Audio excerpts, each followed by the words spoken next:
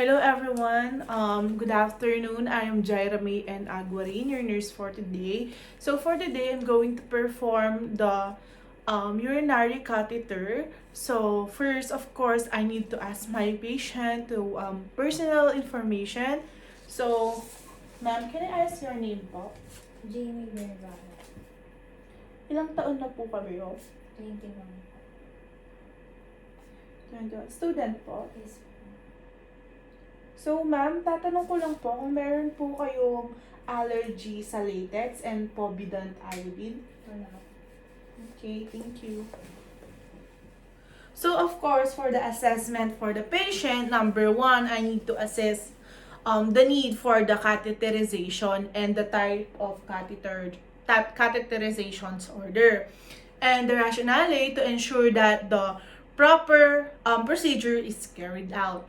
Number two, I need to assess the need of perennial care before the catheterization to reduce the transmission of microorganism or to prevent microorganism.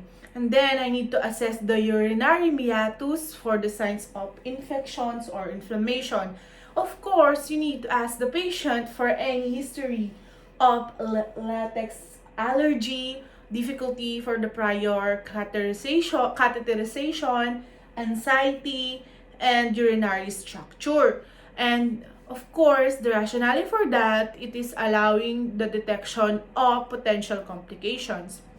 And then, of course, assess the client's ability to cooperate with the procedure. Determine how the procedure will be carried out. And then, assess working area, it is well lit. And then, determine what preparation needs to be done and to ensure a successful procedure. And then, assess for an allergy povidone iodine and or latex. Of course, to avoid the occurrence of allergic reaction to these materials will be utilized in the perform of the procedure. You need to organize materials, facilitate easy access for the procedure. Okay. So, prepare all the materials and supplies needed for the procedure. For the first one, sterile catheter, which is size 14. And then, imagine that this is a waterproof pad. Then, sterile gloves, antiseptic solution, cotton balls, forceps,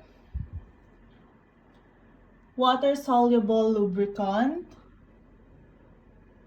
and then specimen container, and then sterile drainage collecting bag, and then tape,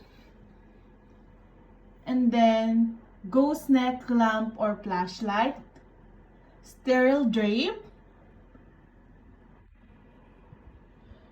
and then sterile fenestrated drape, then syringe with 10 ml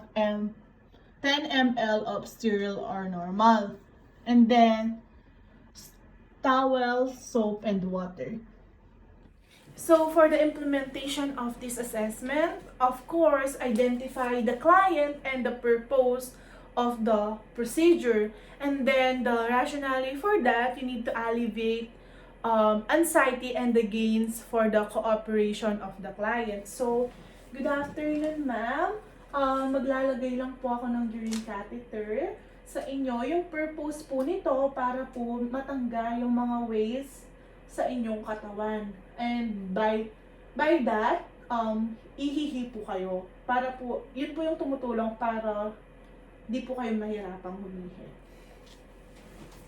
And then, after that, of course, I need to provide privacy, closing the windows and the doors, which is, this already closed. This is the windows and that is the door. And then, of course, the rationale for that to protect client dignity or privacy. And then, set the bed to a comfortable height. Raise the side rail on the opposite side.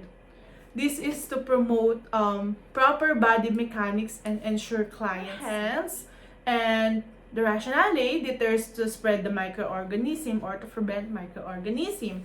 And then number 5, I need to assist the client to appropriate position. Of course, for the female, I need to assess her by supine with knees and externally rotated. Then for the rationale of that, relaxes muscle and allows visualization of the area that facilitate so for the rationale of that, relaxes the muscle and allows the visualization of the area to facilitate insertion of the catheter. And then drape the client's abdomen and thighs. Promote client comfort and warmth. I need to drape the client's abdomen and her thigh.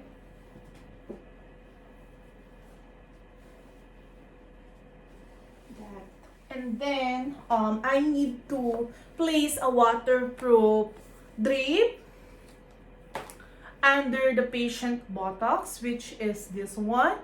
Of course, the rationale for that to avoid of soiling of bed liners.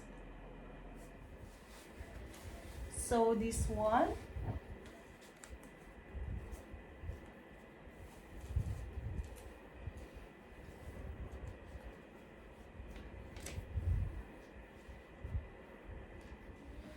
Have a coworker hold a flashlight. Imagine I have a coworker. The purpose of that or the rationales of that provides better visualization of the urinary mucus. And then often the package of the collecting bag and place the end of the tubing within reach.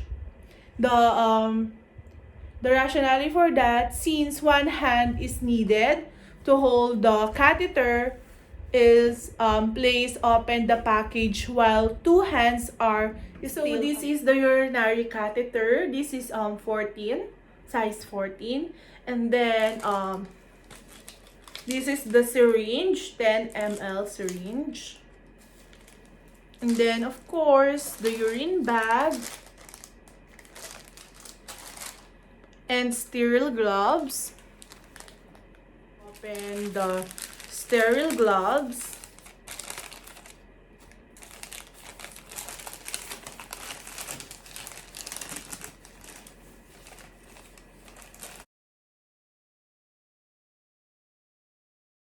Connect the tube with the syringe using 10 ml.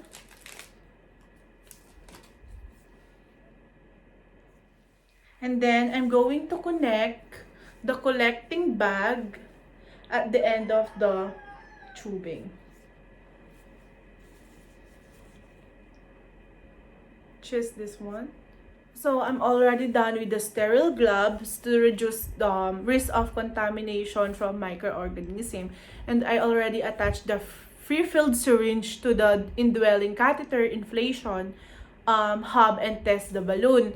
So if the balloon malfunction, it is important to place and then lubricate the catheter, of course, 1 to 2 inches for the females and 6-7 inches for the male, to facilitate easier insertion of catheter. And then cleanse the mucus with an antiseptic solution. So for the female, use your non-dominant hand to spread the labia. Wipe the labia one side at a time using new cotton for each stroke.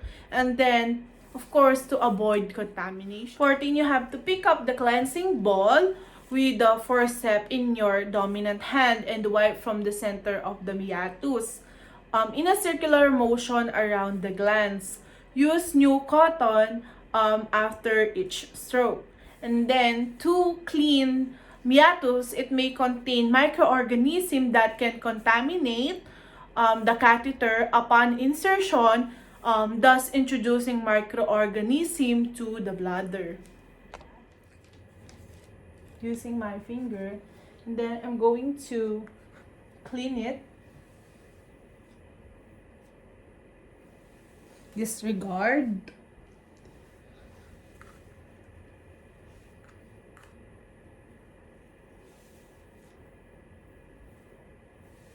Disregard. For the last. Disregard. And then, of course, insert the catheter and once the urine begins to flow, advance it further for about 2 inches. The rationale to be sure that it is wholly in the bladder. And then, inflate the balloons of the indwelling catheter according to the indicated volume to secure the catheter into the bladder. And collect the 20 to 30 ml of the urine specimen if you needed to get an ample amount of urine sample for laboratory tests. Attach the catheter to the drainage bottle to have reservoir or urine for monitoring and drainage. Secure also the catheter tubing to the inner thigh for females or the upper thigh abdomen for male client with enough slack to allow usual movement. To secure the catheter and avoid sudden dislodgement. And then, for the last one, of course, hang the drainage bag to the bed below the level of the bladder to facilitate drainage of urine through the aid of gravity.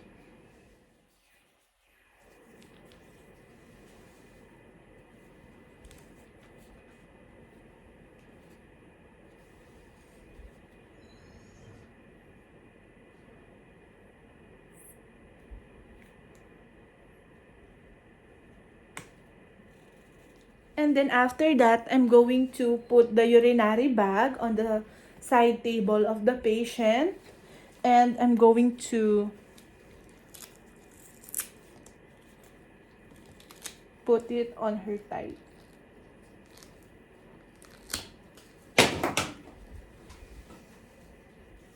And that's all for the urinary catheter.